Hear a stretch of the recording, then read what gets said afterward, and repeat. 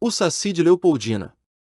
Nas noites de lua cheia, um estranho assobio ecoava pelas matas de Leopoldina, deixando os moradores inquietos. Dona Celina, uma das moradoras mais antigas, contava histórias sobre uma entidade que havia habitado aquelas terras desde tempos imemoriais. Diziam que era o Saci, uma criatura travessa, de uma perna só, que se escondia na mata e gostava de pregar peças. Mas havia algo mais sombrio nos relatos. Este Saci não era o mesmo que as lendas comuns descreviam. Havia um olhar sombrio e um assobio sinistro que fazia até os animais se retraírem. Os mais jovens da cidade desafiavam um mito, mas poucos se atreviam a entrar na mata depois do entardecer. Um grupo de amigos, Pedro, Letícia e João, decidiu enfrentar o medo e investigar os estranhos eventos. Convencidos de que tudo não passava de superstições, entraram na floresta com lanternas e coragem em mãos, desconsiderando os avisos dos mais velhos. Mas a floresta parecia diferente naquela noite. O ar estava pesado, o vento não soprava, e até os grilos silenciaram. Quando ouviram o primeiro assobio, Pedro tentou acalmar os outros, mas uma sensação de perigo cresceu. Letícia começou a sentir-se observada, como se olhos invisíveis estivessem fixados nela. Mais alguns passos e o som dos assobios ficou mais próximo, mais forte.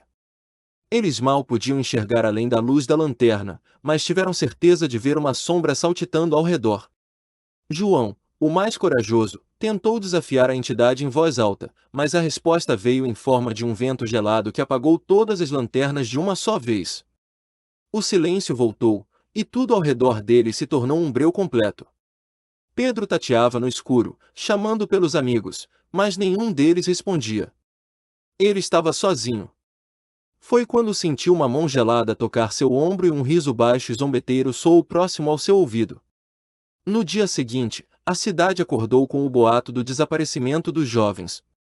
As buscas começaram cedo, e vários homens da cidade adentraram a mata, incluindo o pai de Pedro, Senhor Raimundo, e o avô de Letícia, conhecido como seu Jerônimo.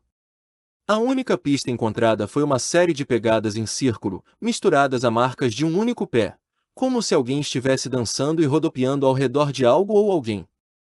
Seu Jerônimo observava as pegadas com o senho franzido, murmurando que só o Saci poderia deixar aquela marca.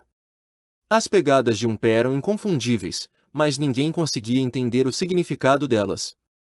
As mães dos jovens, desesperadas, aguardavam no limite da mata, pedindo aos homens que trouxessem seus filhos de volta. Mas conforme avançavam mais, os rastros das crianças simplesmente desapareciam. Naquela tarde, quando a esperança parecia minguar, ouviram um assobio distante, como uma risada que zombava de seus esforços. Era o Saci, todos pensavam, brincando com eles, levando seus filhos em uma travessura mortal. O pavor se espalhou entre os homens da busca. Raimundo e Jerônimo foram os únicos a seguir adiante, determinados a desafiar o Saci e trazer os jovens de volta.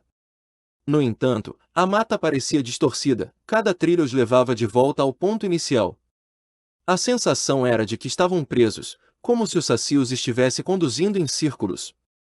Um vento começou a soprar, levantando folhas e galhos ao redor deles, e, por um instante, Raimundo viu uma figura esguia e escura saltitar entre as árvores. Ela carregava um gorro vermelho e tinha um brilho malicioso no olhar. Passaram-se 3 dias sem sinal dos jovens, até que Letícia apareceu sozinha, caminhando desorientada pela cidade, com marcas de arranhões nos braços e um olhar vazio. Ela foi levada para o hospital local, onde sussurrava palavras desconexas, mencionando o Saci, um jogo mortal que ela e seus amigos foram forçados a participar. Ela contava sobre armadilhas, de pegadas que desapareciam e da risada incessante que parecia vir de todos os lados.